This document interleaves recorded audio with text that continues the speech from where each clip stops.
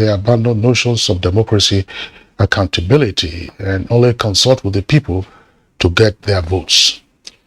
And Kingsley, a professor of public law at the University of Nigeria, Mr. If you remember, Professor Joy Ngozi Ezelu yesterday believed that the leadership selection process is flawed and usually predetermined. She said illiteracy is seriously impacting Nigeria's democracy, adding that some delegates cannot describe their party's logo or its ideology. Neither do they know the constitution or manifesto of their political parties. Well, Professor Ezelo explained further that some party delegates are, in the end, spectators who are manipulated by the gladiators. And she advised Nigerians to, as it were, convert their current energy, their current anger, rather, against the system to making their votes count in the general elections. And they should also seek to unveil sponsors of politicians who become the cabal of tomorrow. And an international public speaker and political strategist, Bayomi Rotimi Mighty, also joined us, and he said these gaps were not checked over the years and insists that Nigeria needs a competent leader who has character and is compassionate. All right. We also had the former deputy governor of Ogun State, that's Senator Gbenga Kaka, who openly expressed his views as to what needs to be done. There was quite a broad range of issues that we covered yesterday, and if you remember. We also talked about leadership expectation across the three tiers of government, and also across the various national, sub-national entities, governors and local governments, state houses of assembly, as well as the National Assembly. That Nigeria, as it were, is in a political transition. We have a wide variety of challenges. What kind of leadership is required for us to, as Professor Ezele said, take our country back? We are continuing with the conversation today, and we have another set of guests. On that note, we'd like to welcome you to this edition of the program. I'm Kingsley Osadolo. And I'm Yusuf Nadabusman, welcoming you to Good Morning Nigeria this Thursday. Hope you're going to come along. I'm Yusuf Nadabusman once again. All right, so in the course of the program, we have our regular complimentary segments, including newspaper review, business, and others. For now, here is Comfort Amodo, who has the highlights of the morning news. Good morning, Comfort. Good morning, Kingsley and Nadabo. The wide-range partnership between Nigeria and Ethiopia has gained momentum and vigor as President Muhammadu Buhari played host to the country's Prime Minister, Abiy Ahmed.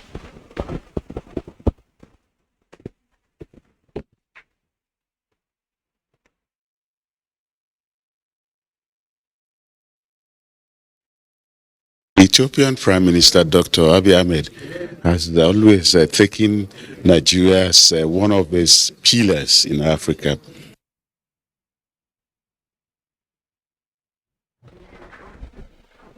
And in the aftermath of the presidential inauguration of 23.5 billion naira World Bank assisted Bauchi Township Water Supply Scheme,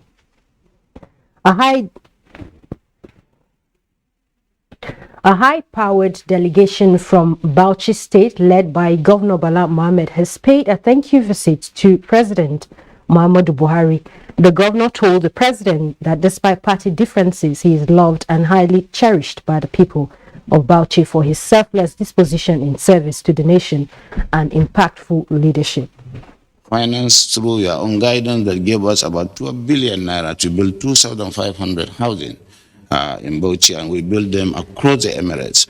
I know the emirs would have told you directly if they have the opportunity of thanking you, because for the first time we have affordable housing in all the Emirates. Other areas where we must express gratitude is your insistence and priority on oil and gas exploration in the Benue Trough, where Bauchi has been and Gombe has been put on the map. Former governor of Anambra State and People's Democratic Party presidential aspirant Peter Obi has resigned from the party, as he also withdrew from the presidential race on the party's platform.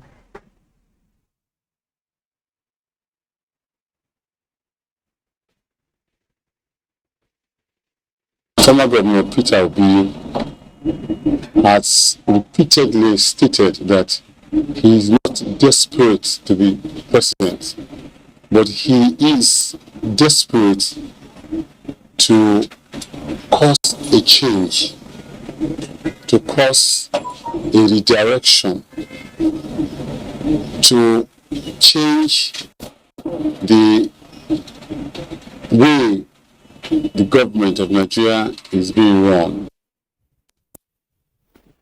The state government has also declared a curfew in 7 local government areas to check the activities of IPOB. In the meantime, President Muhammadu Buhari is mourning the senseless loss of lives seen in Borno State and Katsina State over the last 48 hours as he holds the victims in his thoughts and his prayers. President Buhari assures the perpetrators will be brought to justice despite 56,000 Boko Haram and ISWAP terrorists said to have surrendered to the authorities in a year and still counting. These terrorists and bandits have been reduced to scavenging from artisanal miners and farmers for survival. It's evidence that they are backed into a corner. Our Borno State government has confirmed the killing of 32 persons who were out searching for scrap metal in Kalabalge local government area of the state by ISWAP Boko Haram terrorists. A statement from the Special Advisor on Communication and Strategy to Governor Zulum, Isa Gusau, indicated that 14 bodies have so far been recovered from the remote area, 45 kilometers from the council headquarters. And according to the statement, 6 persons were injured while 2 escaped from the attackers. In Anambra State, Governor Chukwuma Soludo has condoled with the families of a pregnant woman killed alongside her children by some yet-to-be-identified gunmen in the state. The governor, in a live broadcast to the people of the state, condemned the killing, saying the act is unacceptable and promised to fish out perpetrators to face the full wrath of the law.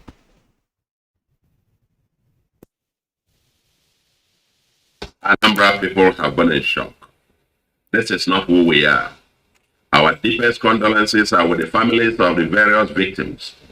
We are working around the clock with the security agencies, and we believe by the special grace of God, the perpetrators must be brought to book. In a related development, the Christian Association of Nigeria (CAN) has condemned in strong terms the gruesome murder of Lady Fatima and her 4 innocent children by some unknown gunmen. The association demands for justice and urges security agencies to fish out those responsible for the wicked act in order to stop the senseless killings in the country.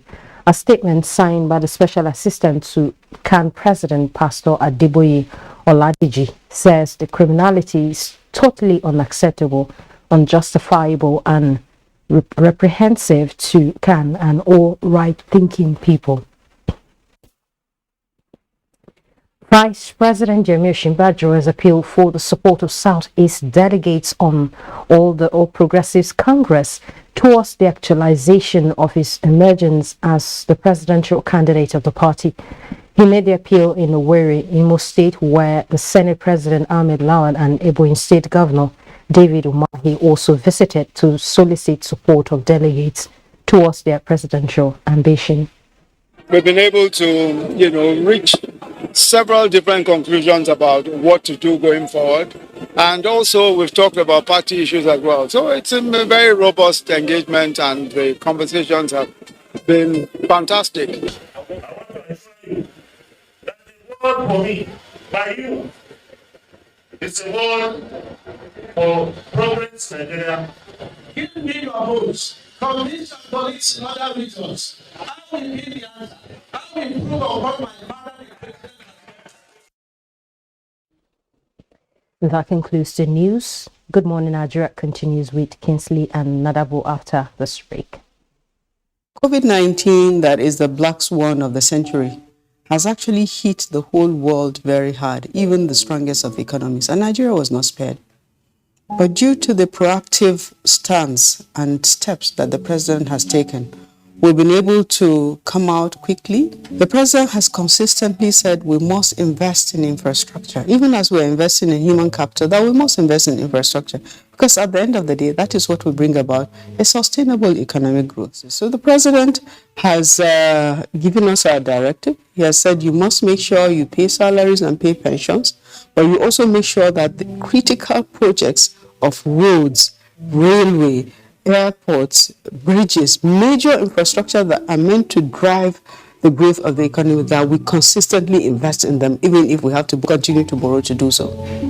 This message is from the Federal Ministry of Information and Culture.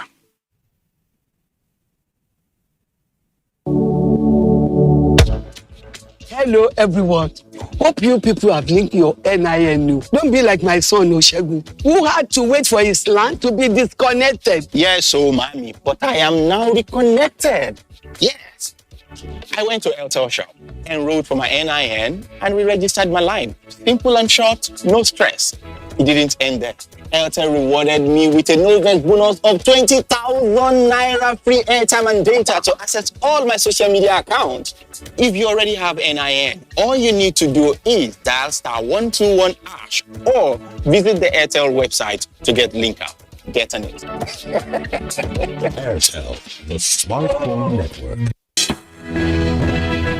The counsel of our fathers. I believe we have fought one civil war too many in this country. So those who experience it will run away from it. Nigerian youths, let's build our nation together.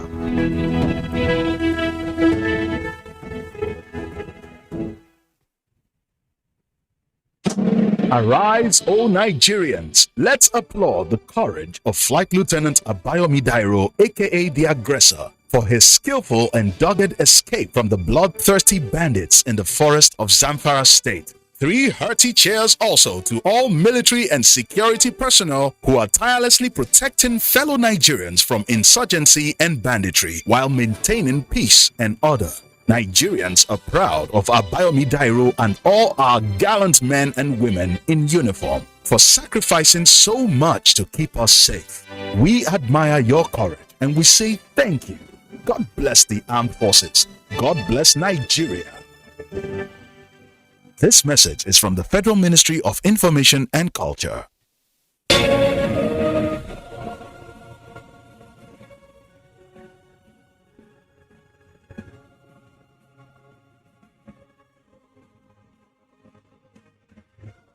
We are all Nigerians. Against all odds, we shall and must remain united. We may have our challenges, our problems, and setbacks. However, together we shall overcome them all. What doesn't break us shall make us stronger. This is the mindset that shall bring peace, progress, and prosperity to our beloved country. Do not let tribal and religious sentiments govern how you think, act, or feel. Don't be influenced by those who want to destroy our precious national unity. Everybody who is a Nigerian is your brother and your sister. This is the mindset of the new Nigeria. It is also the mindset that we must all adopt. Let us support each other in creating the Nigeria of our dreams. This message is from the Nigerian Television Authority, NTA.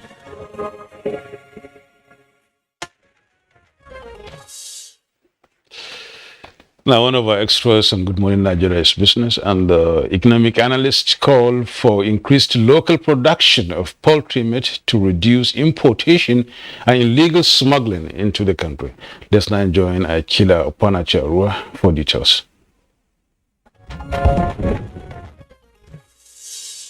Annually, 454,000 tons of meat is produced in Nigeria. But this addresses only 30% of demand, leaving a huge gap which unfortunately is met through illegal smuggling of poultry meat. Recent reports have it that the poultry sector in Nigeria has expanded rapidly over the years, with Nigeria being the largest egg producer in Africa to the tune of 21 billion eggs annually and second largest chicken consuming population in Africa, but not enough to meet increasing demands. An economic analyst Tochukwu Okafor, emphasized that with proper infrastructure in place, the poultry sector in Nigeria will grow, enhance food security, and contribute to economic growth. Russia-Ukraine is having a war and is affecting supply chains globally. Grains are usually from these places. So if the supply is cut by 30%, definitely scarcity is imminent, and imminent scarcity is rise in prices. So if the chickens feed on the grains, right, and they lay the eggs, naturally, if I spent 1,000 to buy the grains initially and I'm spending 3,000 now to feed that same chicken to lay the egg, that egg has to be, I have to use that egg to gain back whatever I spent on the grains. So if we can start building infrastructure, I mean, this should be an eye-opener. While the crisis and we are wallowing and saying, it's bad, it's bad, there's still a chance that while we are wallowing, we are doing something and building stuff, like building infrastructure. I have to emphasize infrastructure. Once the infrastructure is in place, at a point you'll be self-sufficient. About 85 million Nigerians are involved in poultry farming, ranging from small to medium scale. With business news, Alika Okpanachi, Arua. Thank you very much, Alika, for the business package on Good Morning Nigeria. Coming up next, newspaper review.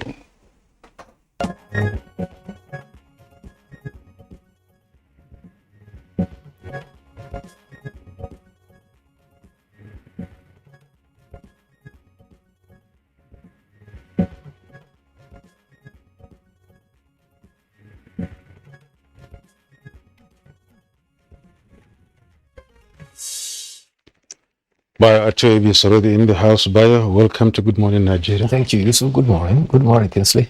Good morning, Nigeria. Right, Bayo, good to see you. Okay, Kinsley, you have three people here. At least you have two. Yours is loaded, really. Maybe you can get started with them. Well, yeah, let's begin with the Nigerian pilot for a difference. Nigerian pilots below the nameplate, Kaduna train attack. Come to our aid. Abductees appeal to federal government in new video.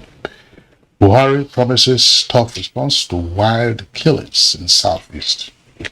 Presidential primary, APC set for consensus. As party leadership fails to deny settling for consensus option ahead of presidential primaries. Tinubu camp kicks, says we are not expecting any consensus. No definite date has been fixed for APC's presidential primaries. Party plans to prune list to 6 presidential aspirants from each geopolitical zone. Well, that headline of saying APC set for consensus is in contradistinction to another headline on the front page of the Punch. We'll get to that at the foot of the front page of the Punch. The Punch is reporting why consensus may not work for presidential primary, and that's attributed to APC chair. Details of that story you'll find on page 27 of the Punch newspaper. But back to the Nigerian pilot front page. Peter Obi dumps PDP as party may lose Southeast. Measles outbreak kills 14 children in Anambra State. Central Bank of Nigeria denies a Mayfield's rumored sack. Gunmen invade Kaseda Catholic Church, kidnap priests and 2 others. Okorocha's daughter explains why father resisted arrest. Bakinde, Ikone, Eno, Oborevori, others win PDP governorship primaries. Soludo declares curfew in 8 local government areas, bans motorcycles and keke from operating on Mondays. That's on page 5. And very quickly, the Punch newspaper as well. Naira devaluation insecurity drive Nigeria's wheat imports to 1.3 trillion naira. Buhari's men wooing Jonathan to join APC. That's according to an associate. We're talking about the front page of the Punch newspaper now. If we can see that on the screen so that the viewers can follow it. All right. Presidential bid Emefiele's withdrawal on Buhari's order, says source. Stella Odua absconded, didn't complete national service. That's according to the NYC. Food prices record 42% surge in 12 months. That's a report by the Bureau of Statistics. Shock as Peter Obi dumps PDP, protests mar governorship primaries. Obi Kwakwanso talk coalition, Niger primary shifted, youth stole Ishaku's convoy. Gunshots as Adebutu and Lawa supporters clash, disrupt Ogun PDP primaries. Opponent kicks as Makinde wins. Ekweremadu Abarebe, others withdraw. Rescue train passengers before terrorists kill them. Families beg Buhari. You can see the faces of some of the distraught family members of the abductees of the Abuja Kaduna train incident that occurred nearly 2 months ago. And also there on the front page, I earlier read this where it says why consensus may not work for presidential primary, according to the APC chair. Buhari laments again as Boko Haram kills 45 in Borno. Adabo. Okay, we have the Nation newspaper here, and then there are some beautiful stories here on the front page of the Nation newspaper. And these include the one on page 4, right above the masthead. The Nation newspaper place, it says FB and thus First Bank of Nigeria holding shareholders to get 12.6 billion naira dividend. Then on page 3 of the Nation newspaper, Stella Odua failed to complete youth service. NYSC confirms, rather affirms. And then on page 2, you have twin attack families beg governments to grant abductors' demand. And still on page 3, 14 victims of Boko Haram killings tried, shot at close range. Moving down under the masthead, you have this story on page 5. Buhari charges Nigerians to resist terrorists. And on page 2 again, gunmen abduct 2 Catholic priests. Now, the main story, the big story on the Nation newspaper, in the front page here is outgoing governors men pick PDP tickets in states. And riders are, rather before we go to the riders, let's know who they are. The winners are Lagos, Olajide Adeniran, Adamawa, Amadou Fintri, Oyo Sheyi Makinde, Bauchi Ibrahim Kashim, Nasarawa David Umbagadu, Abia, Professor Uche Ikoni, Rivers Siminelai Fubara, and Gambe, Mohammed Jibril. You have in Enugu, Peter Mba, Benue, Austin Uba, and then Akwa Ibom, Umo Eno, Jigawa Sulelamido, Delta Sheriff Obori Owori, and then Taraba Abu Kefus. Sokoto we have Said Umar, Yobe Sheriff Abdu, and then Bruno Mohammed Ejajere. These include all the newcomers though, but the main story is saying outgoing governors men pick PDP tickets in the states. And the riders are Okowa's choice beats Boris anointed in Delta, marking the triumphs in Oyo, Ikore Madu Aburiba Luke, Marco quit before showdown election, and Wike's pick Fobura wins. And then presidential aspirant Bala Muhammad's name on the ballot. Moving down a little bit, you have Obi's exit dims hope for Southeast. PDP candidate, ex-governor weighs LP, that's Labour Party, and SDP, Social Democratic Party, as options for, Obi. And then on the other right is why we dumped main opposition party. To the right-hand side of the page, we have this story on APC's 28 presidential aspirants undergoing screening, says its chairman, Adamu. And then the right is party picks governorship assembly candidates today. Zulum, Abdurazak, Buni are unopposed. Details of that on page 4. And finally, at the foot of the page, there are 2 stories there. One is on page 2. Sholido imposes curfew. And the other one is on page 4. EFCC yet to quiz Okorocha 24 hours after arrest. Bayo? Yes, let's start with the story about curfew, which was imposed by Governor Charles Soludo in 7 local government areas of Anambra State to take effect from 6 p.m. to 6 a.m. And the governor says that the curfew will be enforced until normalcy returns to the affected area. And the affected local government areas are Agwata, Ihiala, Ekusigo, Newi North and South, as well as Orumba North and South, and Ogbaru. In making the broadcast, the governor placed a ban on motorcycle, otherwise known as Okoda, tricycles, keke, and shuttle buses in the local government area until further notice. Furthermore, the listed transportation are banned from operating in the local government area on Mondays until sit at home is completely stopped. Youths in Enugu, in the listed community, are to assist security in implementing and enforcing anybody who violates the curfew. In fact, the governor has directed that such persons should have their vehicles seized if they violate that. Other measures put down is that union leaders of the Okada and Keke shuttle buses are to report their members who they suspect are involved in criminality. And also, no part of Anambra, whether house, bush, or forest, shall be used as camp for criminal activities. And anyone with a gun in the camp shall be considered a criminal, and government shall revoke and acquire such land in according with the Land Use Act. All town unions and traditional rulers are to give weekly security report every Friday. These are the measures taken over the overwhelming criminality that is increasing in ascendancy in Anambra State. Meanwhile, the pregnant woman and her 4 children murdered at Isulu have been buried in Oka. It was decided they be buried as their bodies could not withstand the intended movement from Anambra to Adamawa, and specifically to Ganye.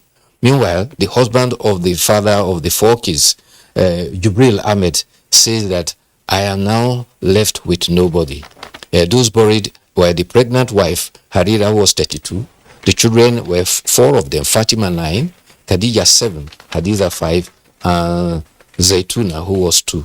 The man says that he will now have to relocate to Ganye in Adamawa State. Meanwhile, President Muhammad Buhari has expressed serious concern about reports of killings there, especially coming from a report that 45 farmers were killed by Boko Haram terrorists in Kalabalgi local government area. This was indicated by the member representing that constituency in the House of Representatives. Also, the spokesman for Governor Babagana Zulum, Issa Gusau, also reported about 32 youths who were killed in the village called Mudu. The youths were in activity of seeking for metal scraps. They refer to them as Ajaokuta, youths who are seeking metal for Kayang Ajaokuta. They are scrap seekers. President Muhammad Buhari has condemned the wild and barbarous killing of persons in Anambra, Borno, Katsina, and he says that the presidency is warning against knee-jerk reactions that could create panic and disruption of lives and property. Nevertheless, the president has emphasized that there will be serious response from security forces. The public is also cautioned against this indiscriminate posting of the scenes on social media, as this can continue to exacerbate tension and emotion. President says the law will be allowed to take its full course and the persons behind it will be apprehended. Meanwhile, a video has gone on the social media featuring the passengers who were abducted by terrorists on the Kaduna bound train. One of the victims, whose name was given, says that he is a Pakistani and he's calling on the Nigerian government and the Pakistan government as well as international community to help. He says that there are 62 in number. A second passenger also appealed to government to accede to the demands of the abductors. The terrorists gave 5-day ultimatum for the release of what they describe as their children that they claim have been in custody. Government says that negotiations have been going on, though very difficult, but government has promised that it has the determination to ensure that they secure the safe rescue of all the persons in captivity. On the political scene, aspirant Mr. Peter Obi has withdrawn from the presidential aspiration on the platform of PDP and has also resigned from the party.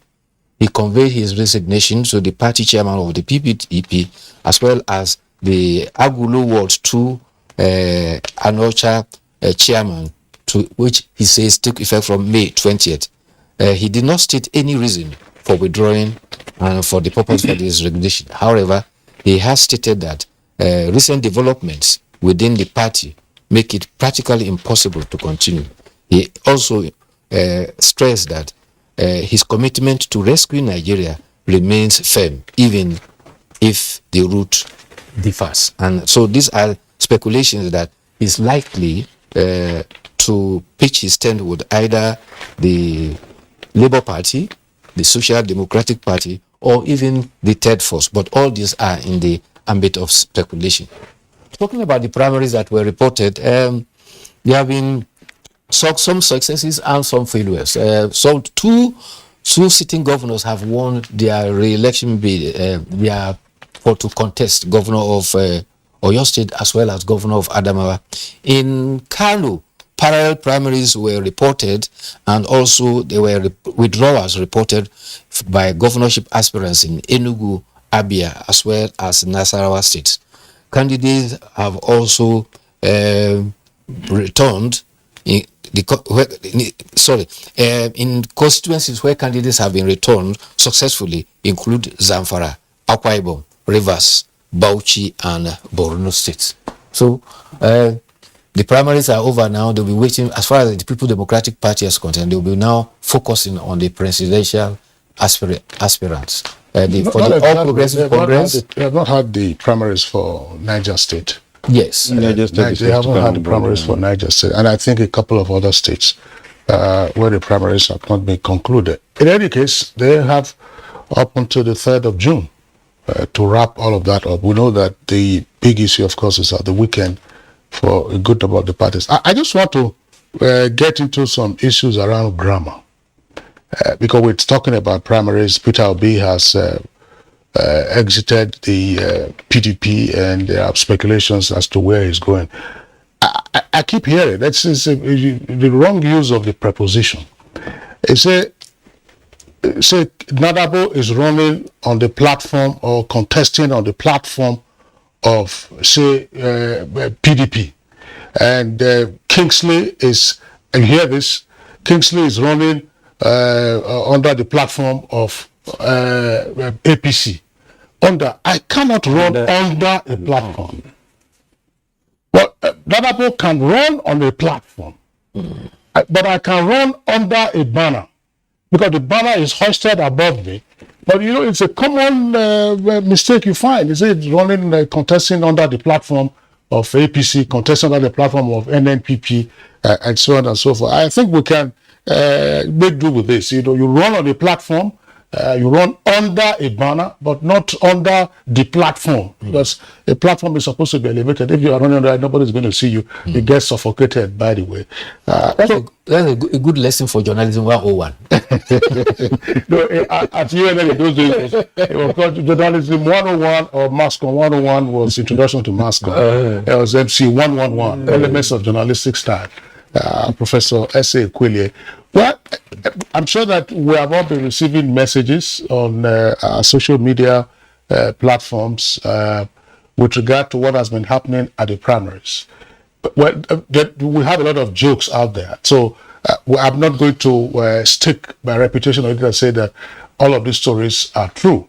But we hear that some aspirants who lost out in the course of the primaries have demanded a refund of their mobilization for the delegates.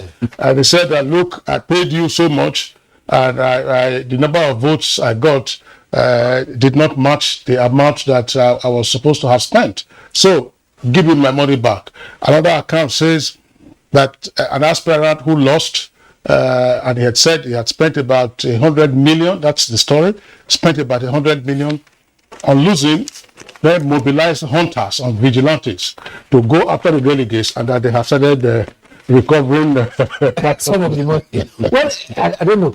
I don't think there's a condition about refundable. If you had withdrawn, it means you didn't participate. But if you participated and lost, the exercise has been completed with you. So I don't know what the political parties would do. No. What I'm talking about is there's a lot of money being thrown around illegally. I mean, that's just money politics. Yes. So, that's why it's a season for delegates. Unfortunately, it's a polluted season for delegates. So, aspirants are said to be bribing delegates with various sums. Oh, I get it. Okay, in Delta, for instance, in the Cap Federal constituency for the House of Reps, an aspirant was alleged to have mobilized the delegates, and then the delegates were singing his praise and saying, "Winner, oh, winner, winner." When the results were announced, he became a loser, and then he collapsed. Some said it was from exhaustion and so on and so forth. But I mean, you could see him going down. The other one was another aspirant was alleged, as I said, these are all hilarious posts you find on the social media, was said to have spent so much money, about 100 million on the delegates, and the delegates did not perform by returning him as a candidate. So he now mobilized vigilantes and hunters. And he got his money back, really, of course. And he got his money back. He got his money back. More of which will return, really. Well, it's interesting. So it's an interesting time. Very interesting. But again, it's pointing to the fact that there is this danger of monetizing politics, which is not serving us any good. Oh, well, that's just part of the game most of the time, and that's a season of politics and a season of money going around, and then, getting them back by all means, that is. Another danger is increase in criminality. And if you go back to our media history, 2011, before elections, there was an ascendancy in crime. That was when you had increase in farmer headers clashes. 2015, before the elections, again, increase in crime, Boko Haram, and others. Now we are approaching 2023, and you can see the ascendancy again. But you're going into another topic for Good Morning Nigeria. We'll keep that I think you and I were on set yesterday. But I had raised this point before. I don't remember whether it was yesterday or the day before, sometime earlier in the week. We are in a position to analyze and deploy our various talents and knowledge to solve our national problems. I said the other day, there are programs on strategic studies, programs on security studies, programs on peace building and whatever names. People have degrees and qualifications on all of these. There are probably also professors and doctorate dissertations that have been written. How do we deploy all of this to dealing with our current security challenges? Anambra, the whole of the Southeast, election security matters, and so on and so forth. We cannot, what you said about 2011, absolutely correct. So are we going to say we'll go through the entire season again? What are the measures that can be taken to ensure that the triggers are arrested before they become a conflagration? Yes. But I know we're not that so for certain, I must say. At least this thing will come to an end one day. But the only thing is that it's taking too long a time for you to do that. Yes, you told. Thank you so much, Bayo. And of course, tomorrow is going to be another day, which is going to be Friday, last day for the week. So see you tomorrow. You're watching Good Morning Nigeria. We'll now take a break. INEC hereby informs the public that only Nigerians 18 years and above who have never registered to vote should register during this last phase of the ongoing continuous voter registration ending on Thursday, 30th June 2022. Those who want to transfer their voting location or replace lost or damaged voters' cards or correct their information such as spelling of names, dates of birth, etc. should not register afresh but indicate as such for action by INEC. This is to prevent double registration, as the names of persons who registered from 2011 are still valid in the Register of Voters. Previously registered voters up till December 2021 can collect their PVCs at the registration centers. Please note that online pre-registration will be suspended on Monday, 30th May 2022. This message is from the Independent National Electoral Commission, INEC. INEC, making your votes count, consolidating our democracy. A new edition of TV Guide is out, exclusively with Professor Umar Garba Dambata, Executive Vice Chairman of the Nigerian Communications Commission, NCC. We have unveiled the 622 as a toll-free line through which consumers can be able to lodge their complaints. And we have introduced the 112 as a national emergency number. This edition is a compendium of mind-blowing stories for your reading pleasure, ranging from technology, entertainment, economy, media, politics, family, and lots more. Pick up your copy and get abreast with issues and trending features within our space. TV Guide, very incisive, very educative and compelling. Grab a copy at the vendor near you or any NTA station nationwide. TV Guide, your indispensable companion.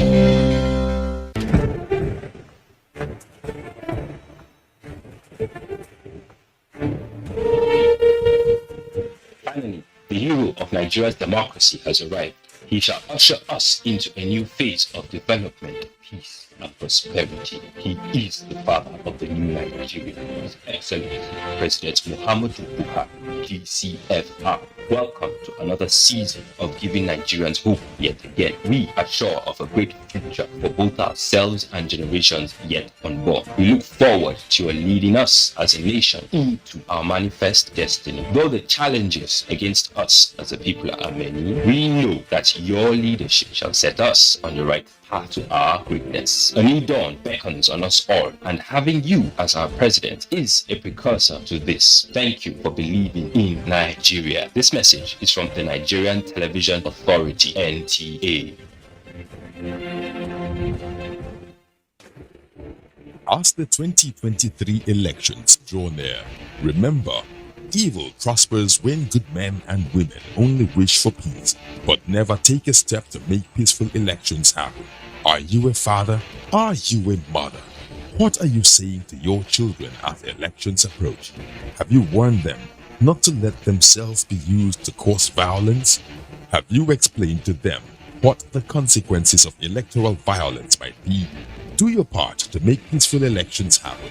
Talk to your children. Protect them from unscrupulous politicians who want to put them in harm's way, while their own children are comfortable at home, within and outside the country. Let's join hands to make 2023 elections peaceful. This message is from the National Orientation Agency, NOAA.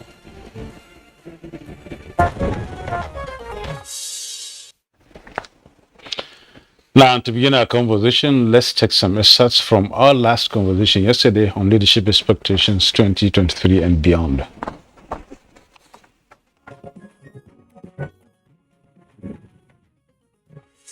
There is a lot of emphasis on the at national level. It's about over-centralization of power. And even though when we have other tiers of government, we need to decentralize power, and the power closest to the people, they are the local government. And this is where the bad governance starts. In fact, it's the worst form of governance we have across Nigeria. So it is where that demand side should start. And I haven't seen people occupy their local government headquarters to even demand that the local government chairman is, or whoever is not living in that local government, is not residing there, that the councillors elected are not in the villages, they are not residing there, and that they don't even see how they use their money and their budget, and it doesn't matter for them. We may even discover that the corruption we are talking about, though on a lower scale, is by far more at the local government level, whereby the local government chairman will have to get to the office only at month end when the money, the allocation is coming in. And once they finish sharing, they disappear into the thing here. All the others, they scavenge on whatever could be picked upon and get away with. I think that the leadership now should look at changing the system, the social, the educational, the development system we are operating, so as to change the priorities. We have to build for people.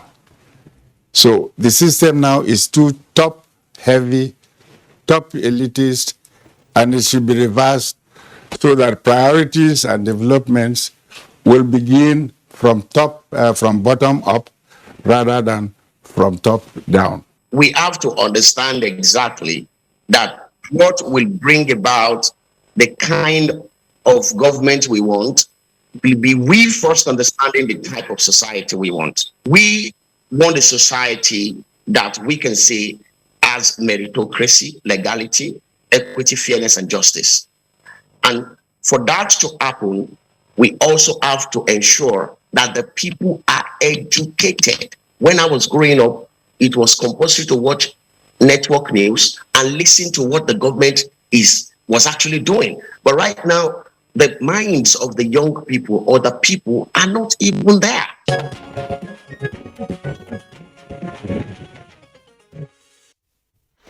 All right, now those were excerpts from the first part of our conversation on this topic yesterday. This morning, as we said, we have a new set of guests. Would like to welcome a regular Good Morning Nigeria, Dr. George Mogalu. Dr. Mogalu, pleasure to have you again on Good Morning Nigeria. Thank you very much, Kingsley. Okay. Also here with us in the studios is Iroro Stephen Izu, who is a lecturer in the Department of Political Science and International Relations at the University of Abuja. Iroro, delighted to have you on the program. Thank you. Okay. And also joining us from our Kano studio is Professor Kamilu Sani Fage of the Department of Political Science, Bayero University, Kano. Welcome to Good Morning Nigeria, Prof. Morning. All right. We also expecting a guest to be with us via Zoom for today's conversation. And once that guest comes up on Zoom, we will introduce her for participation in the interaction. Well, gentlemen, for now, let's take a look at it. There's a lot of excitement in the air. The party primaries are taking place. There have been surprises, and in some cases, no surprises. We do know that this is the first critical step for the aspirants to take to become candidates and then to slug it out in the elections next year, February and March. But analysts are indicating that whatever it is, whoever emerges at the federal, that's national level, or at the subnational levels, where, for instance, you're going to have new governors in a number of the states, there is a lot of work to do. And that Nigeria, therefore, is in political transition, and that the leadership requirements and expectations are indeed onerous. Dr. Mogalu, beginning with you, what lies ahead? Thank you, Kingsley, for this opportunity once again. And good morning, Nigerians. For me, anytime we talk about leadership, we look at it strictly from the perspective of those who are elected into public offices. But when you generally look at the definition of leadership, what leadership is all about, it's about the ability of individuals or groups to influence society, to influence their friends, influence the group of people that they operate with. And that is why you don't elect a leader. A leader evolves from amongst the people. The challenge ahead is quite enormous because we have a lot of issues as confronting us as a nation. And that is why at times I get a little bit worried with we politicians and our attitude when it comes to seeking for elective office. Because the underlying question here is how many of us are prepared for the challenge? How many of us are really determined to go there and serve? Because public office today in our country and in most of the not very developed political economies, you find out that it looks lucrative, it looks attractive. There's a lot you can achieve by being in public office. Therefore, it is not about who has capacity, who has ability, who has the leadership potentials, but rather on who can muzzle his way through and then be able to achieve what is expected. Because if you look at the primaries today, because of the fact that the statutory delegates are not voting, it is just about being the governor against the people. If the governor determines who, they are in a position now to determine whoever wants. Otherwise, ordinarily, if there were statutory delegates, you could have used that to water down the influence that they will have. So for me, the challenge is enormous, but it's a matter of our people. It's all involving. Even those who are not contesting, even those who are not going to be led, must also make up their minds to participate in the process. Because you can only, if you plant orange, you will get orange in return. If you can't plant orange and get mango in return. So everybody must endeavor to be involved because we are talking about our lives. It's like when we talk about corruption. For me, the worst form of corruption is electoral corruption, because that is the process through which you throw up who will be in charge of your future, who will determine your activity in the days ahead. So we must, as a people, show interest. We must, as a people, be involved in the process to determine who holds which office, no matter how small the office is, so that we can see a manifestation of honest, sincere leadership. Because a leader provides direction. A leader drives us to his vision. And that vision must be all-inclusive. That vision must be about the people. That vision must be about improving on the lifestyle, on the status, the conditions of the people you are leading. So for me, it's a very critical moment, and we must live up to it. Yeah, really critical indeed, Mogado. And of course, yesterday, you remember, Kingsley, most of the guests really were talking on this and then trying to see to it that at least Nigerians get it right this time around, in spite of the enormous challenges we have. And basically, they harped on, education on the part of voters, and then the need, for the voters to really actualize their own franchise and then feel like they are really in charge, not now the politicians because they are the ones to select. And that's why the whole thing is. Stephen, the issue here is the Nigerian society is, bedeviled and beriddled, with poverty, so much so that education doesn't seem to be the thing now, but how to survive. And the real sense of it, people, even at the primaries when you look at it, all right, people don't seem to really care about who it is, as Mogado just pointed out, but who is in charge, who calls the shot. Not really what's going to be there for me at the end of the day, who is going to really take care of my interests and things like that. Do we see us really taking the right course in this direction, talking about 2023 and the deficit in leadership this time around? Yeah. Thank you very much for having me. And good morning, Nigerians. This is my first time of being on Good Morning Nigeria. All right, you're welcome once again. I have been on other NTA programs. All right. And now I just want to begin by saying that leadership is very key. It's very key, to the advancement, to the progress of any country. Because J.F. Kennedy, former president of America, said that leadership is the torch bearer. It's the torch bearer. So where there is darkness all over the place, the leadership is expected to hold the torch and show the way, to the people. So most times leaders want to transfer the consequences of their deficits, to the followers, saying that it is because the followers are not giving them support, that is why they are failing. That is a sheep, blackmail, on followership. Leadership is a torch bearer, and leadership must be ready to take responsibility for their actions. Chinua Achebe said that the trouble with Nigeria is not with the land or with the water or with the air or even with the structure of Nigeria, but the unwillingness or the inability of leadership to rise up to the responsibility of the demands of their office. So if the Nigerian citizens, are going the petty way of looking for what they will eat today, looking for the leaders that are ready at the moment to, give them, food, stomach infrastructure, not looking at the long-term picture, you would not really blame them, because of the trajectory, that we have seen played out in the Nigerian political economy, where, citizens are living lives that are, below, subhuman.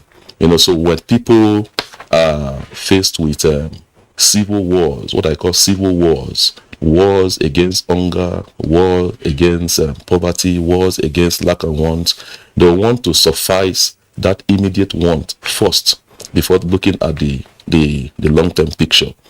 So there are three things that actually define a developed country or a country that is progressing or a country that is not progressing. One, the first one is poverty. The second one is unemployment, and the third one is inequality. So where a people are faced with the menace of poverty, they want to survive first. They want to survive first because the first law, of human existence is that survival.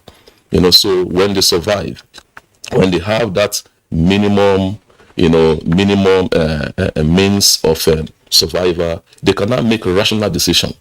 Because scholars have always said that everybody think, but some people think destructively, while others think constructively. People who are hungry, they don't think rationally. They think destructively.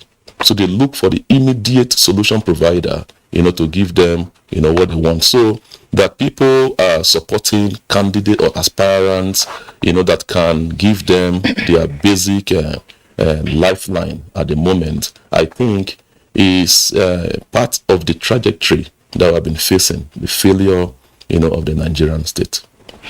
All right. Thank you very much, Iroro Izu, for your opening comments. I don't know whether our Kano Network Center, if Kano is okay. Professor Kamilu Fage, we understand that the connection to Kano has dropped. Yeah, so we'll get back once our engineers have sorted out the connection to our Kano Network Center. But back to the studios here. Dr. George Moralo, when you look at the entire matrix of what is playing out, yes, we have had a deluge of aspirants, if we may, for virtually every position. The presidential primaries are awash with a good number of aspirants. Some already dropping out. The governorship aspirants were also that many. But some persons would argue that in terms of looking at the challenges ahead, which you described as enormous, we've had very few ideas as to how to deal with the identified and identifiable challenges that whoever becomes the leader, whether at the state level or at the national level, will have to confront. I don't want to use the word failing, but that's what comes to me readily. How come there's been a brevity of ideas on taking on the task ahead of us? Is it too early in the day as an aspirant to begin to say, look, this is what I'm going to do with the economy, this is what I'm going to do with insecurity, this is what I'm going to do with infrastructure, this is what I'm going to do with the educational sector, and so on and so forth. Everyone just appears to be, so look, let me have the seat, and then when I get there, we'll sort ourselves out. That is a very serious concern, and that is why it's becoming very worrisome. Because if you look at the narrative, if you look at the discussion, the emphasis is not about what I'm going to do, but the emphasis now is about getting endorsement, being endorsed to get the position. Then when I get it there first, then we can now start talking about what I'm going to do when I get there, which is a very worrisome situation, because the candidates themselves, the aspirants themselves today, are not being assessed based on their capacity. You see, because one thing is to say, I'm going to tar roads, I'm going to do, if you don't tar road, what were you elected to do? Abolition. Somebody comes and says, when I become governor, I'll make sure that salaries are paid. Were you expecting that when you become governor, that people who work will not be paid salaries? They were not being paid before you came. Well, were they not being paid before you came? So you find that you have this mundane discussion, which is out of sync with the reality of the moment. The challenges are growing on daily basis. So we need leaders who can think out of the box, who can be able to confront these issues. And then you cannot just wake up after you have become elected, start thinking of what to do to address these challenges. So I expect, in an ideal scenario, in an ideal situation, there would have been arguments, there would have been discussion as to capacity, because it is in the course of telling us what you want to do, how you want to do it. Because you can tell me that I'm going to address insecurity when I become governor or president. Now, this issue of insecurity, how? That's right. The question there is how. And I expect the political leaders, to create an environment, to create an opportunity where these aspirants can be engaged, so that you can come out and tell me, yes, we all know that we have insecurity challenge. We all know we have a failure in agriculture. Because you see, if you look at the issue of insecurity now, it's affecting our agriculture very drastically. So somebody has to convince me, because I know this challenge is there. Now, somebody has to let me know how he could address it. How? And it is that how that is lacking in the system. Because the question now, everything in the mouth of everybody is that, let me get elected first. When I get there, when I get to the bridge, we'll cross it. Who told you have to cross it when you get to the bridge? Suppose you get to the bridge and you still cannot cross it. So why don't you tell us now, if we help you to get you to the bridge, how we are all going to cross it? Because it is at such points that the leadership trait the ability of a person will start manifesting. The capacity to influence. And that is why I said for a leader, it is not something I can't elect a leader, but I can get attracted to somebody by his action, his vision, his determination, his courage, his integrity. These are part of leadership traits that can make me follow you. Wherever you're going, I follow you. And that's how leaders evolve from amongst the people. So that when he speaks, you say, this man is speaking for me. This man is acting on my behalf. Dr.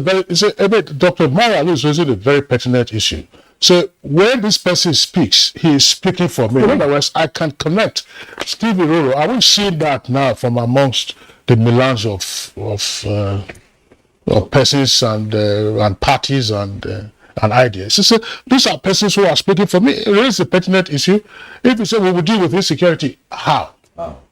That's the fundamental, issue that the Mogalo just raised, and that is where we're getting it, wrong, in Nigeria, because the aspirant, whether you're candidates, you have already committed yourself to leadership, so from day one, you should be mindful, you should be aware of what you are going to do and how you are going to achieve what you're going to do, for the people. So leaders are supposed to be responsive to the demands, to the yearnings, to the needs, of the people. Now, I've always believed that the texture of leadership, is predicated or should be predicated on the context, the circumstances that we are faced with, at the moment. Now, if I am coming out for a position, or vying for a position, at the local government level, or at the state government level, or at the federal government level, I should be abreast, with the happenings, the realities on ground, and what the people actually, need. So if an aspirant is coming out, people should not lend them support on the basis of sentiments, on the basis of feelings, or what is offering me, at the moment. But it should be based on what, if this person is going to speak, is going to do what is going to affect my life, affect my family, affect my community holistically, on the long run. So for now, there is a disconnect between what the aspirants, are projecting and what the people, actually need to salvage them, from these challenges that we have confronting us. Because the challenges that we have in this country, whether federal, state, or local government level, they are very, very monumental.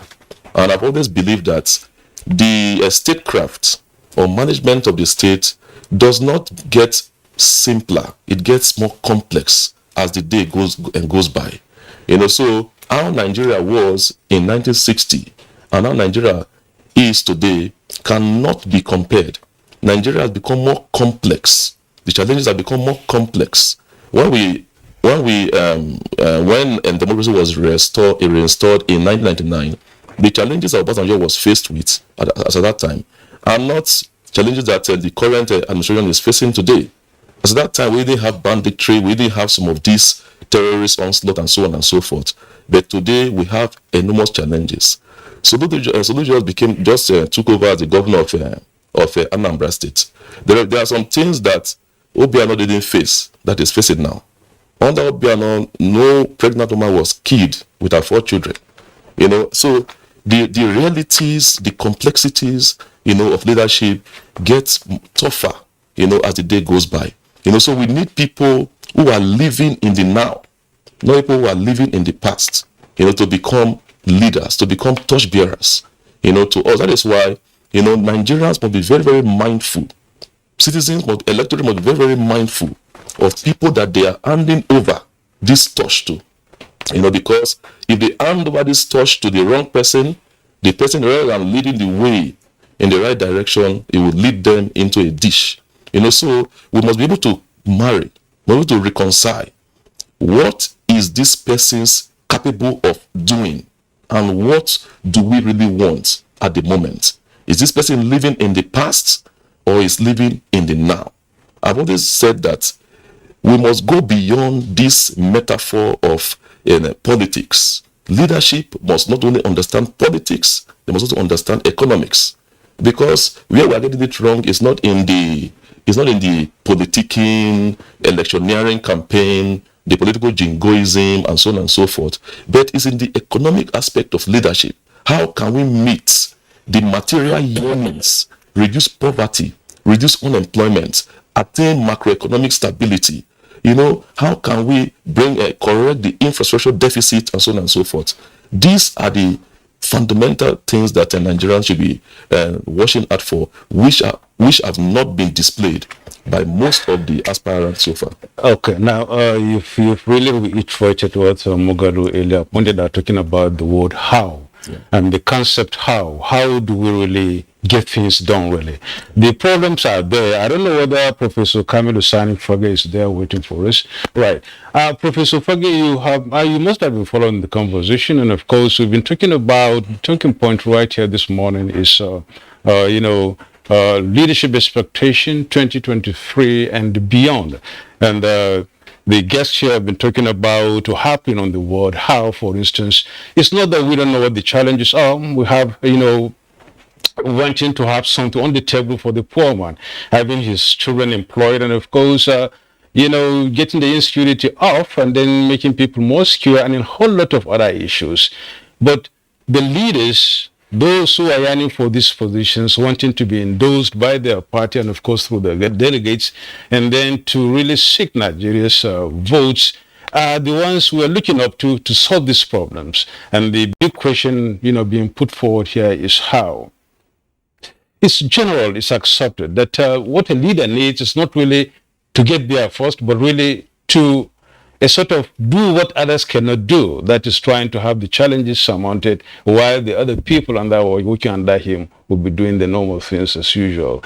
What would you be your opening shots on this very issue as being discussed by some of the guests this morning here?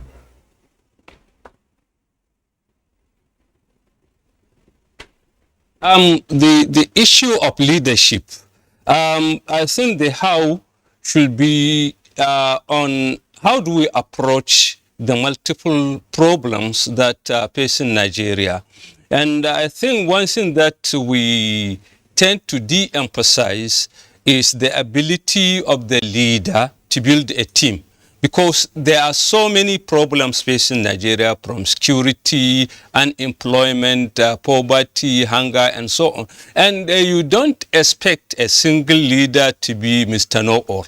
So what will have been the best strategy is not only to understand these problems and have plan for it, but also to be able to build a team that will face up this problem. And building the team as well, you need also the ability to motivate the team so that you can work as a team, because all the issues are so diverse. Now, if we expect only one person to address it, to address them, I don't think we'll be able to address them in quite a short time.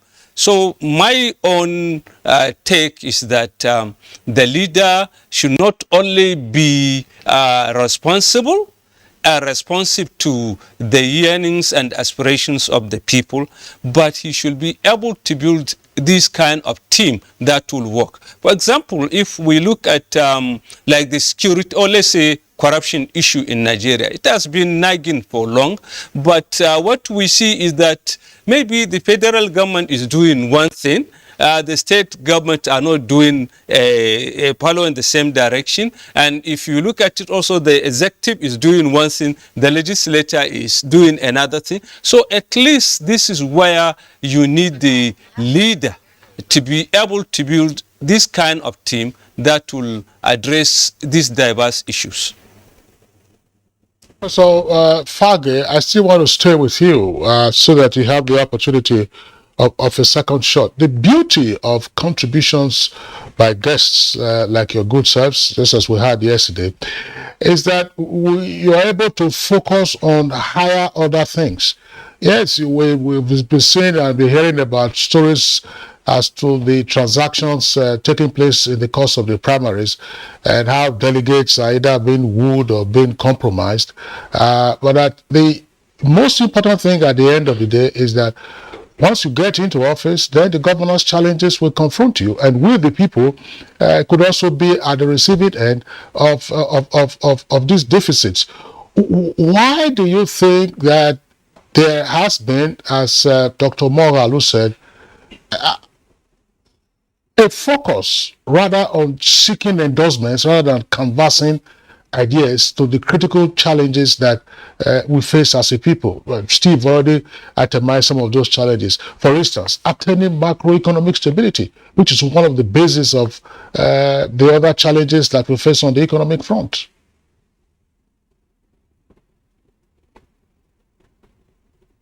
Yeah, I think right from the initial stage, when we have primaries, this is where we start building on the wrong footing.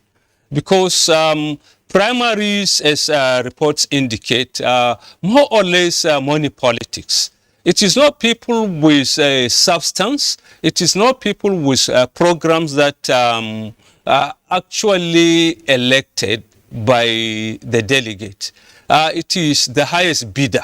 Now, if we concentrate on this situation and we continue with it, at the end of it, we'll end up having people who are incompetent to address issues because they are just concerned with what they invest in the process, and at the end of it, what they will do is to reap benefits from what they have invested. So I think right from that stage, that is where we should hammer on credibility and ability of the person.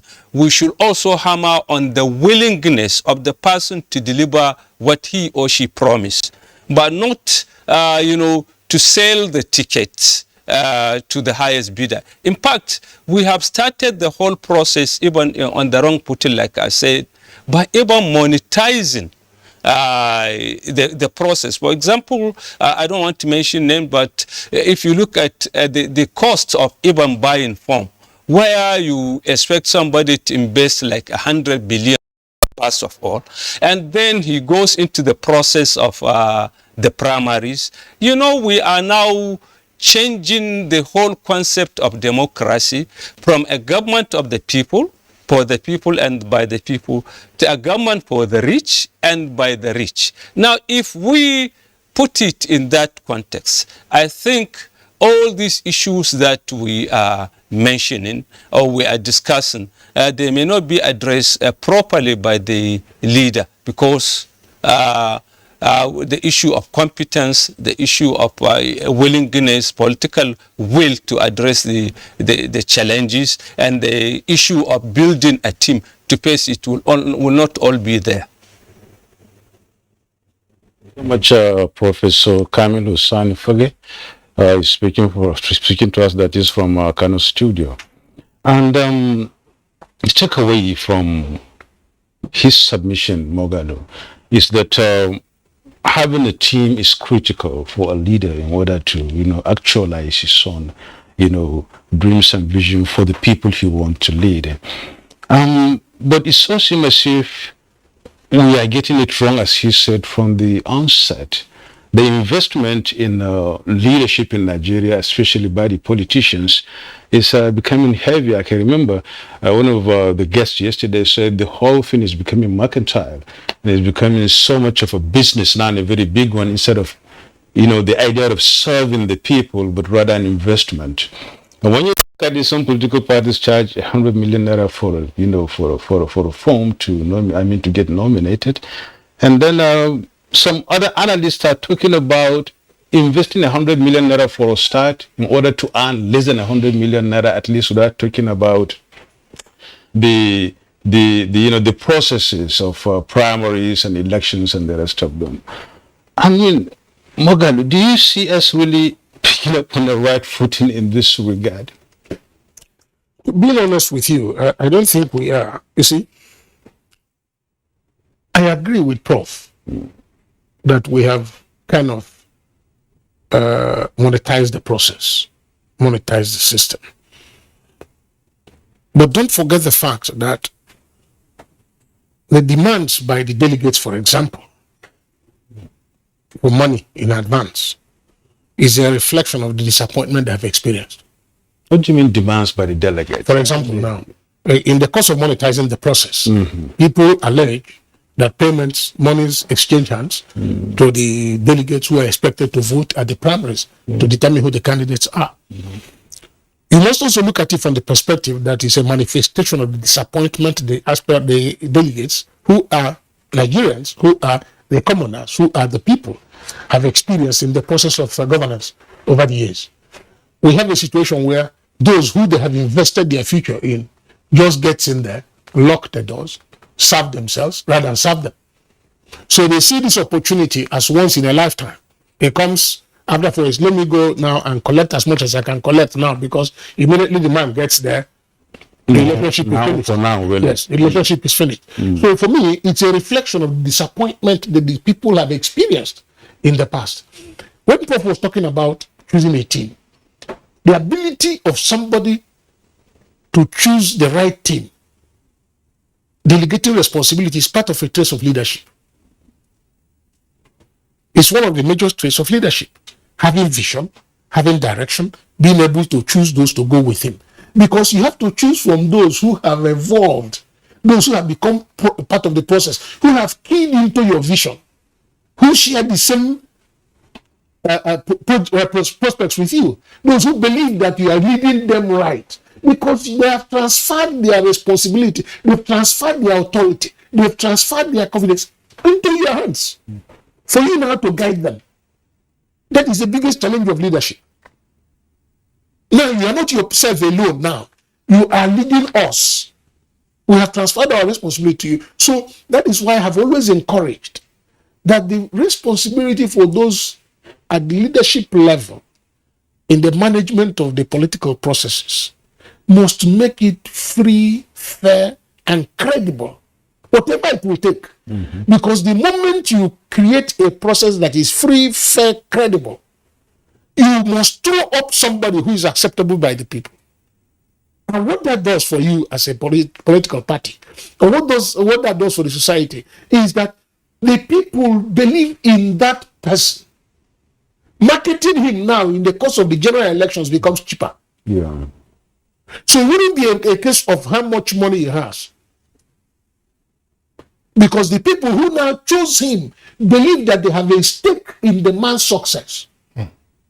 So by the time he now takes that position of responsibility, he owes it to those people and is accountable to those people. But in a system where he now stacks money in his house, and that day he procures them for a purpose, once they deliver that purpose for which he paid, he locks his door. And he sets out first to recover his investment. It becomes business. It becomes business because no same person will invest 10 naira and expect to get 5 naira in return at the end of the day. The worst he will get is 11 naira, because at least there must be little profit on his investment. So if he invests 10 naira, if he manages to accept 15 naira, then he's modest. But ordinarily, he wants to get 20 naira. So that is the major challenge. So the process must be credible so that the people can have a buy-in. And unless we do that, we'll still be running around the circle. Yeah, Kinsley, really. Really, before you proceed, let me just hear, Dr. Iroro's, view on this. He talked about, the failure in Nigerians feel let down, in the past by politicians. And of course, they really want to have a right now and now, instead of having to wait, because they've been waiting all these years, they couldn't see anything happening. No, Nadabo, not Nigerians necessarily feeling let down. The delegates, they are part and parcel of Nigeria, and they are Nigerians themselves. Yeah. So the delegates felt let down, and they want to cash out now. Before that's what that's the, so. Because are you and I are not part of those delegates? Are you, or are you one? No, I'm not really. Okay. But I'm a Nigerian anyway. So, let's share your views on this. At least the delegates have been found let down. Yeah. And I know I'm just translating that because I know with time, as we move on to the elections, really, by the time these guys are out, they've been nominated by their parties and they've gotten the primaries. It's going to really extend and be translated to Nigerians too, because that is what is going to happen. It's true because I'm really scared, of this development, because the truth is that once we have this kind of scenario playing out during these internal party elections, definitely it's going to snowball into the general election. Once we cannot have true democracy within the political parties, where the people, creditably elect those who are going to stand as the standard bearers of the parties, definitely is going to have negative impact, on the larger election, because internal democracy in parties is a precursor to democracy in the larger society. So I think I agree, with Dr. Mogalo that perhaps it is because of the disappointments that have been suffered by, these delegates in time past. That is why, they are demanding for cash outs before they choose anybody. And in Delta State, where there was a scenario in which the primaries for federal constituency election, House of Reps, turned out to be a tie. So, and they had to redo the election, to choose so that the president will emerge. Between the day that the election was a tie and the next 2 days, the many things that happened, and it was the margin, the victory margin was quite wide. So you will not be wondering what happened. It was a tie. So how did these people now move from this side who supported this man to this other side? So you now see that many things are really playing out. And I heard of a scenario where 3 contestants are for it. The 3 aspirants are for a particular position. The delegates were housed in a particular hotel. The first aspirant went and gave them a particular amount of money at around 10 p.m. The other aspirant went around 1 p.m. and gave them a higher, amount than the first one. So of course they said that now you will want. They told that one. But around 5 a.m. or thereabouts in the morning, the third aspirant went, and gave them a huger amount than the 2 previous amounts. So of course, that one carried the day, not minding the fact that the first aspirant who does not really have so much money might have a better plan and a better purpose, for the political party. So it's a danger, it's a seed of our own destruction that we are sowing. Because it's going to have... No, the delegates are the ones who are sowing it. Yes, the delegate, not all of us. Dr. Mogalo, they're not showing it. We are drawing attention to it now so that it will not germinate. Okay, exactly. So that seed of self-destruction will not germinate that the delegates, are sowing. So they need to actually, be mindful of this disaster. And I think that is where the INEC should also come in, to see how they can refine the process of internal party elections. Okay, thank you very much, Dr. Iroro, for your comments. Very well noted. As we said during our newspaper review, you have all kinds of hilarious accounts as to what is playing out in the course of the primaries. One of our producers already sent me a message while this conversation was going on. There's a story from somewhere in the southwest. I don't want to be specific about the state. A member of the National Assembly who had distributed vehicles to party leaders in the state, lost out in the primaries, is now asked for the vehicles to be returned to him so that probably they get them auctioned and then he can stock up again on his accounts. Recoup part of his investment. But it's a very serious issue. Even don't forget about the politician from Kaduna State who really spent over 100 million naira and lost. And then he wanted his money back. Vigilantes and hunters to chase after them, and then he was able to recoup some of the money he spent on the damages. We understand that some of the funds were there, as you said, with no confirmation of these accounts. But Dr. Eroro made the point. The delegates, some of them, by their conduct, are sowing the seeds of political destruction. It probably sounds like a game to them, but we have seen the pressure, for instance, on our local currency.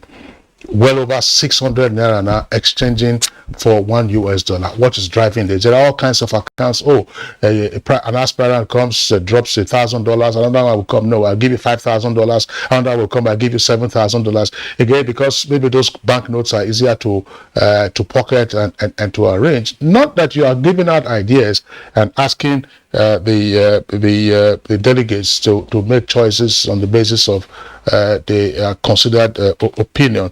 Professor Fage, well, this is all transactional politics, favor to those, of course, who are refined and who would want a much better order.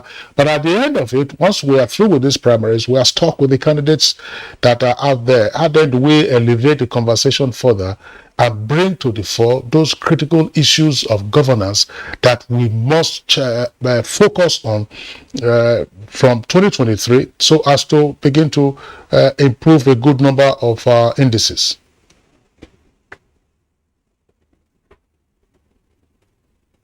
Before then, I think the past issue is on this issue of delegate, even though we have passed it. I think what we need to do is to impose rules and regulations pertaining to, spending limit on election campaign or electioneering. Now, if we impose, there are rules and regulations in Nigeria. Our major problem is imposing the rules. And that is why you see even the delegates justifying it that they have been mistreated before, so they are going to get their own cut out of the thing. So I think this is where we have to look at, impose rules and regulation even pertaining to the delegates. Now, when we come to after the primaries and we now move into the issue of general campaigning, I think the whole thing is we should focus on issues. Even when we have like debates and other things, we should focus on issues rather than on trivial issues that we have. Nigeria now has a lot of problems ranging from security to economic problems, to political problems and challenges. So this is where we can now pose the candidate to address these issues. And when it comes to the general elections, we should elect people with programs and ideas. And if we do that one over time, I think we'll refocus the issue of governance and the issue of politics on issues rather than tribalities, okay? You see, what we do is, you see now after the elections, after the primaries, most of the candidates who will emerge from, let's say, from the councillor up to the president level, okay, at various level of the governance, will still be harping on minor issues. Now, when you come to like the media sometimes organizes a debate for presidential aspirants, and you see that at the end or during the debates, the anchor people, the journalists, and everybody will not focus on substantial issues, but they will allow the candidate to debate. Okay, they will debate, and perhaps they will bring they will bring issues of tribalism, ethnicity, and others, while Nigerians are facing the same common problem, socio-economic and political problems. Okay, thank you so much, Professor Kamilu Sani Foge of the Department of Political Science, Bayero University, Kano. The issues have been put forth here, we can see them, and then he summarily said we should, as Nigerians, try to focus on issues, the politicians per se. And of course, we're already neck deep into the primaries, so we're not waiting, and then see maybe by the end of next week, we'll be able to at least have gotten substantial, number of those who represent us during represent their parties, the polls when the elections come in 2023. There are issues really. He also talked about the how question. How do we get it done right? How do we now move it forward? How do we get our country back? As one of our guests said yesterday. We will now take a break. When we come back, we see what justice we can make to this critical issue of question of how, and of course the issue of the debate and the programs the politicians would have, and what really the expectations of Nigerians would be when the time comes for the elections. Stay with us.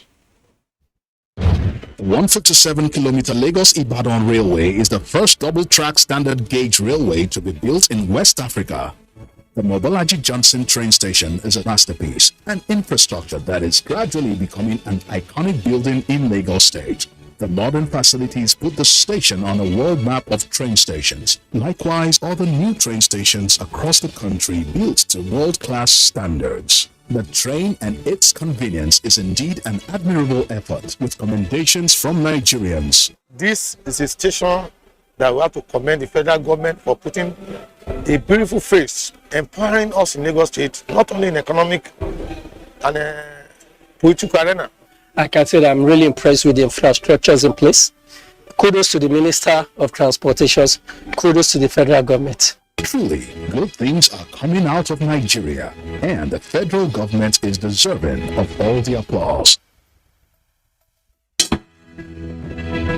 The counsel of our fathers. My advice to these young people is please do not take us back to those harrowing days. You probably do not know what it is. Nigerian youths, let's build our nation together.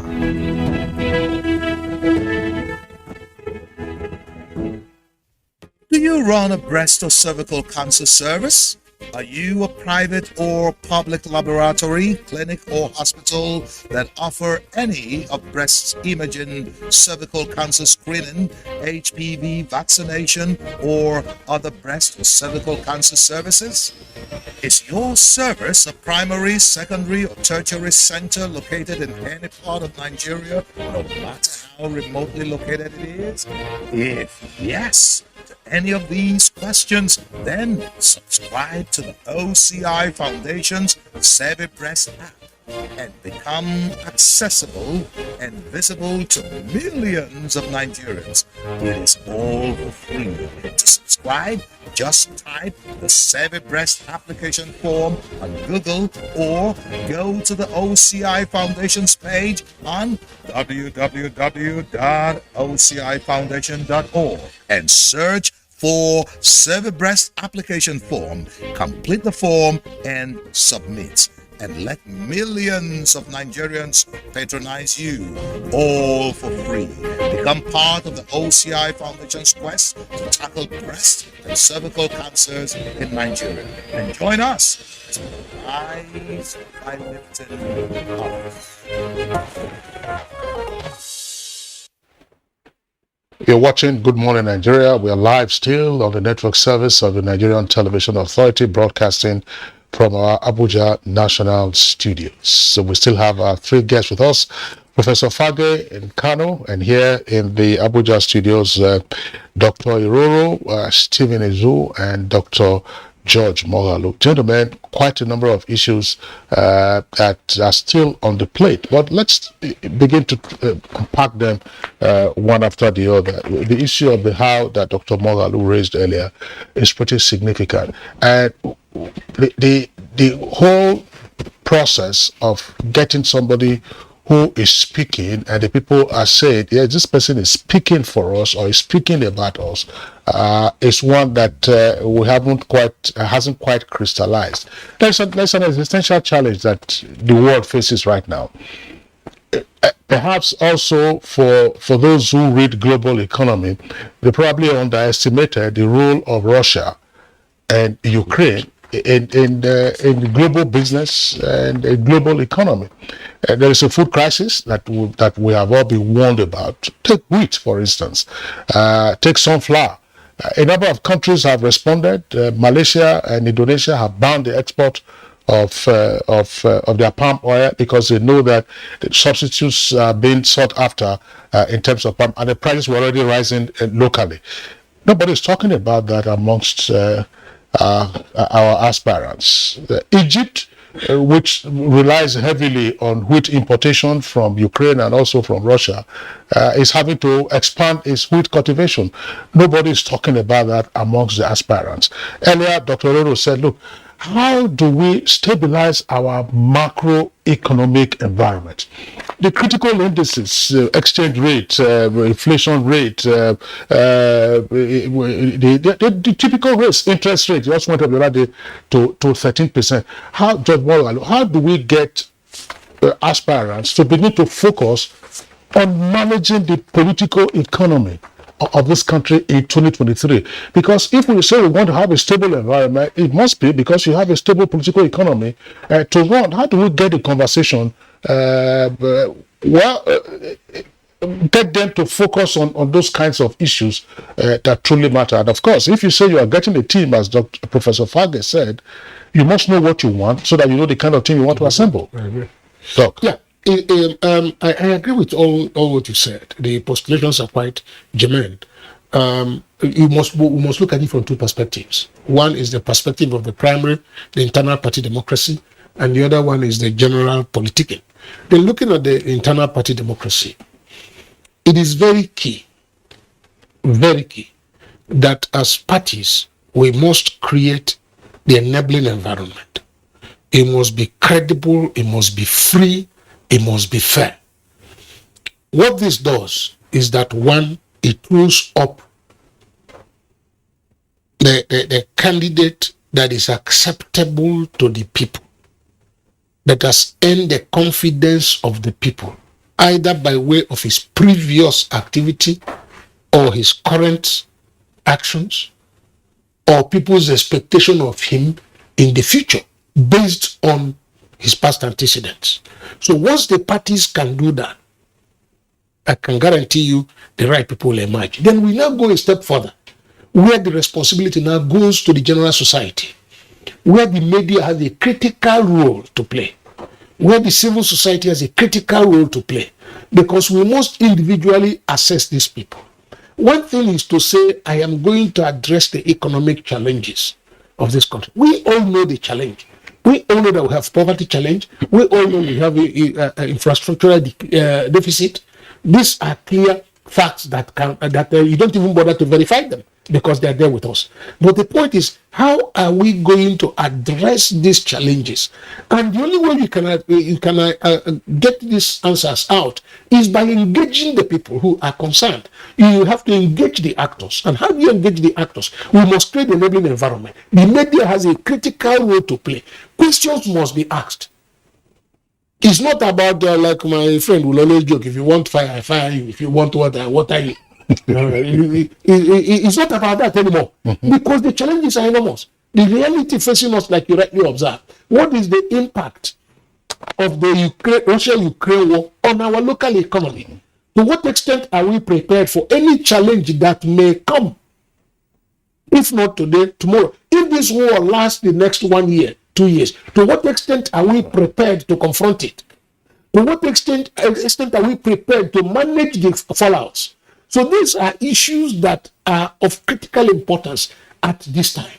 Because that's why, for me, the new Electoral Act that provides a longer period for campaign is a welcome development. Because it provides a wider range of opportunity for us to ask questions, for us to know about the person's concern, for them to come out and convince us. Because in a situation where you convince me and I feel that my destiny, if left in your hand, to be properly managed, I will be your champion. You don't need to come to my locality now to campaign, because the people around me who believe in me, having watched me over the years, when I say this man that our brother, our friend, our leader is following, there must be something that is attracting him to it. And that is why, so that at the end of the day, when the person wins election, he will know from day one, he will not start trying to learn on the job. He would have already drawn a program that he wants to market. So the civil society has a role to play now. The media principally, we must engage these people, we must expose them, we must get them to talk. They must tell us what they want to do. It's not about me, go and vote for you. For what? Why can't you vote for me?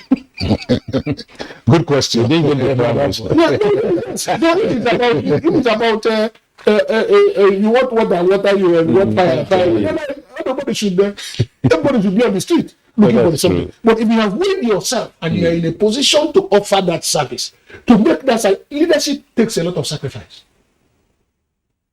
It takes a lot of sacrifice. So you must make up your mind, admonition, that this is what I want to do, so that I can be remembered by history on a positive note. Therefore, the media has to come out, interrogate the situation, engage the people, engage the political parties. Okay. Then the civil society groups must come out now. We must ask questions. We must encourage these people. Because when you bring them out, like debates shouldn't only be for presidential aspirants. It should go down even to House of Assembly aspirants. Precisely. It should go down there, go to that level. We must engage them. What are you going to do in the House of Assembly? Is it just to answer honorable? Because I come from an environment where once you put poster for councillor, you become honorable. Whether you win or you don't win.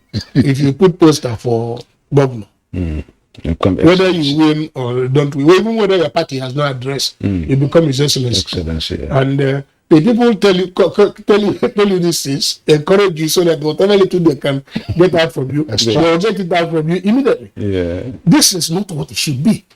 We should go a little bit beyond this, so that at the end of the day, people can be elected on what they have promised.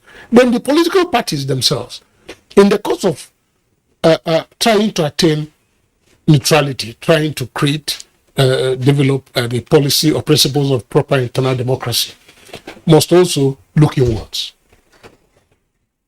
There's nothing wrong with parties organizing debates amongst ourselves. For the aspirants. Yeah.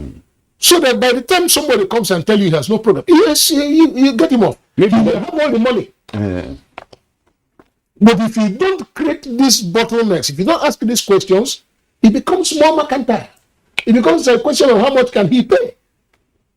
And you wouldn't blame the delegate who, like Doc rightly observed, a group came by 7 p.m. or 9 p.m. and paid probably 10 naira. And he was satisfied. And then 12, early hours of the morning, 1 a.m., somebody comes and pays 15 naira.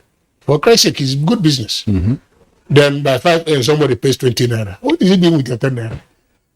He will move in that direction. At the end of the day, the wrong people are elected into office because they procured it. And when such procurements are carried out, the tendency is that that position is lost. Because as far as the man is concerned, he procured that position for himself and possibly his immediate family. And danger continues. And the danger continues. Yeah. Oh, well, thank you so much, Dr. Moga. Let's pick on from there, Dr. Iroro. You mentioned a lot of issues here, but majorly it's talking about us now, talking about the media and, of course, the civil society organizations. We are very certain that poverty is, biting hard, and you cannot generally or wholly blame, the delegates sometimes for what is really happening. Neither would you rather blame Nigerians when the time comes for elections seeking for this, although they've been let down, they think, but they want to get their share right away.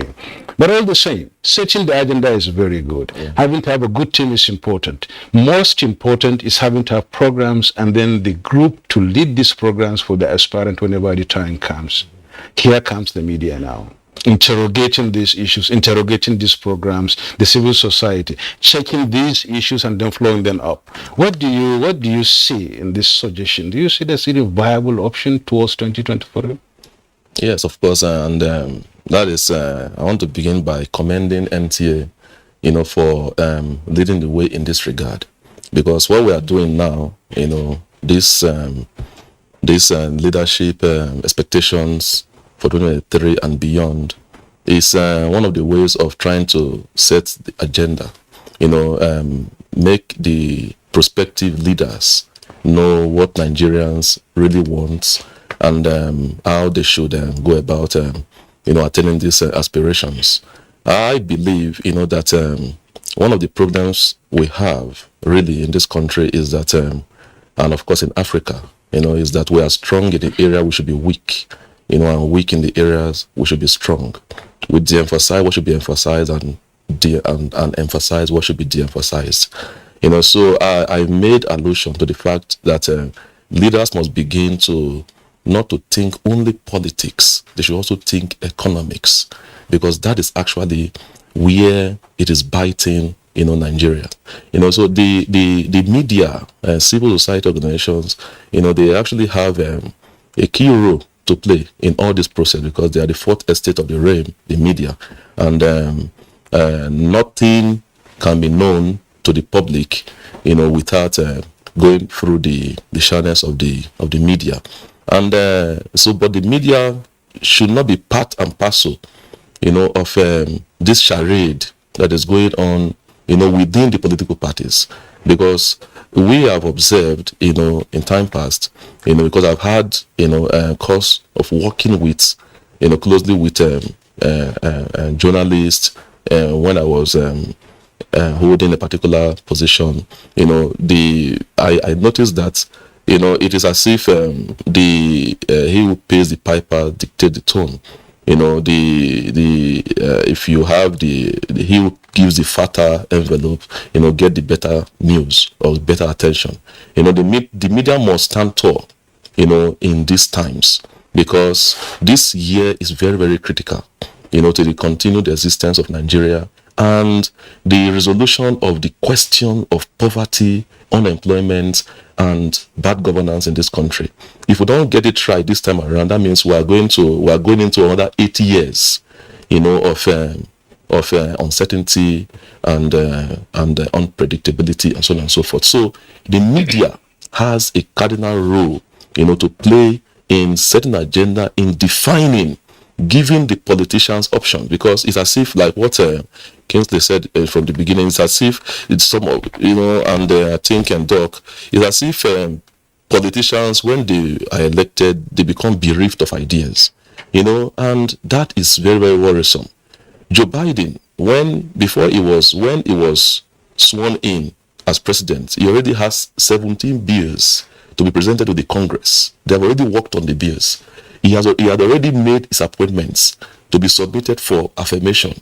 So that is what our leaders, should be doing. They should have, but if they don't have these options, if they don't have these solutions, the media, the civil society organizations, they should be able to provide alternatives or provide, litany of options, solutions.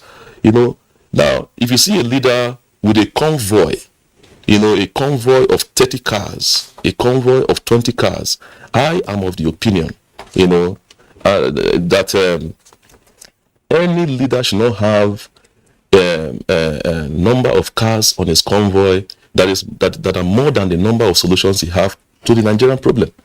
If you don't have up to 3 solutions to the Nigerian problem or to the problem that of your office, that your office is supposed to tackle, don't have more than 3 cars. If you have 15 solutions, fine, you can have 15. You can have 15 cars. All right. But if you have 30, I've seen a convoy of more than 30 cars before in Nigeria. So if you have that kind of convoy of 30 cars, that means you have up to 30 solutions to the Nigerian problem. If every leader should have the number of solutions that they have, the number of cars they have on in their motorcade, then Nigeria will be good for us. So civil society organizations also need to also wake up. We have a lot of CSOs in Nigeria, NGOs in Nigeria that should also contribute to enhancing the civil society, the civil life of the Nigerian populace by doing the right thing, not by being political CSOs. Okay, thank you very much, Dr. Iruru Izu. Let's return to Professor Fage in our Kano Network Center. Professor Fage, I raised this issue yesterday when we started the conversation, but sometimes there is a tendency to over-centralize our ideas or our thoughts on discussions of this nature at the national level, but there are also very critical issues at the subnational level. I was intrigued when Dr. Mongalu mentioned, for instance, that, look, if you're an aspirant to the State House of Assembly, you must tell me why you want to go to the State House of Assembly, which brings us to a very critical aspect of our democratic experience since 1999. We have seen how prostrate many of the State Houses of Assembly are in Nigeria today. State Houses of Assembly do not, according to widespread views, live up to their billing as expected of them constitutionally. And yet, State Houses of Assembly are critical not just in making laws for the order and good governance and peace of their jurisdictions, but right now there's an ongoing process of amendments to the Constitution. If those amendments sailed through by 24 of the State Houses of Assembly, they are critical. In other words, State Houses of Assembly are also very critical in helping to shape or reshape the ground norm. That's the fundamental document by which the country is governed, namely the Constitution.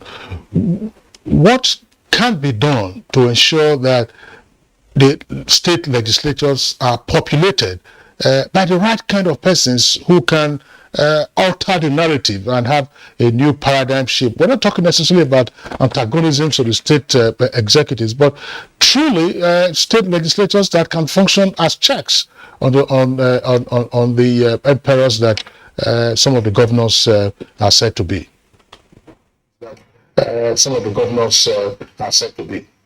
The first thing that should be done is to elect credible people at the state levels. The reason is that most of the people that are elected into State House of Assemblies, they are just yes men to their own governors. So what we need to do is to elect such credible people that it doesn't mean they have to be confrontational with the governor, but the people who know why they are in that position.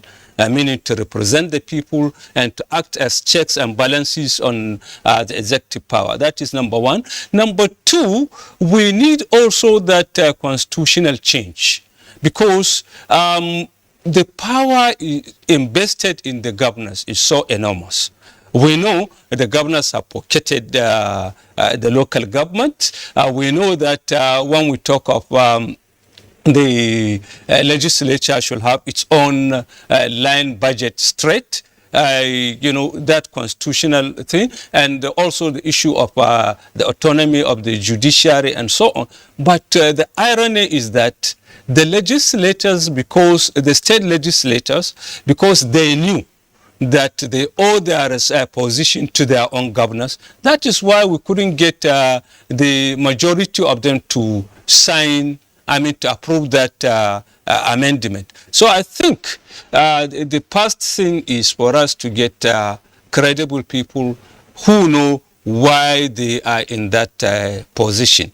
And such people should be responsible to their own electorate, their own constituencies, the people who elected them, and not to the executive. So if we can have that kind of situation, I think we'll get through. In other words, what I'm saying, we need both constitutional and political changes in order to do it. And for the people to elect, I think this is where the media comes in.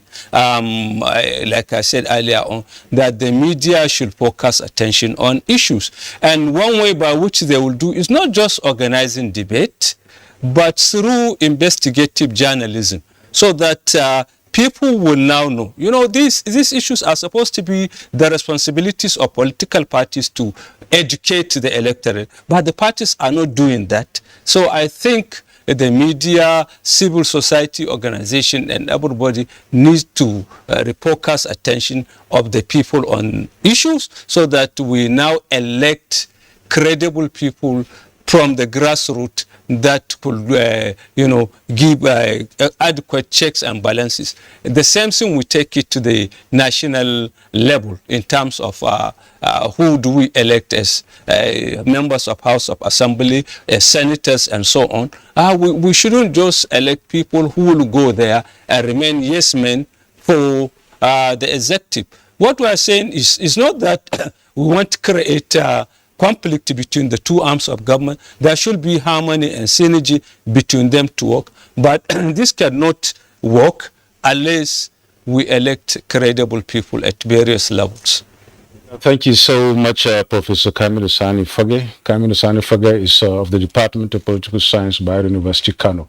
I'm afraid we've got to, call it quits here on this program this morning. We're running short of time, really. This is a conversation that continues. Kinsley, at least, is going to go on and on until 2023. Absolutely. Yeah. It's inevitable, as was pointed out by one of the guests. The complexity of statecraft increases every day. Yeah. And therefore, we have to confront the issues that face us. Okay, thank you so much also, Dr. George Mogalu. Thank you for being part of this program this morning. And of course, Dr. Iroro Stephen Izu, who is of the Department of Political Science and International Relations, Abuja University. Thank you so much. Thank you. A very big thank you also to you out there for being part of this, conversation this morning. Try to keep coming along with us on Good Morning Nigeria. We'll be coming along to you with great topics like this and much more. I'm Yusuf Adabu. Thank you for watching. And I'm Kingsley Osadoladu. Have a nice day.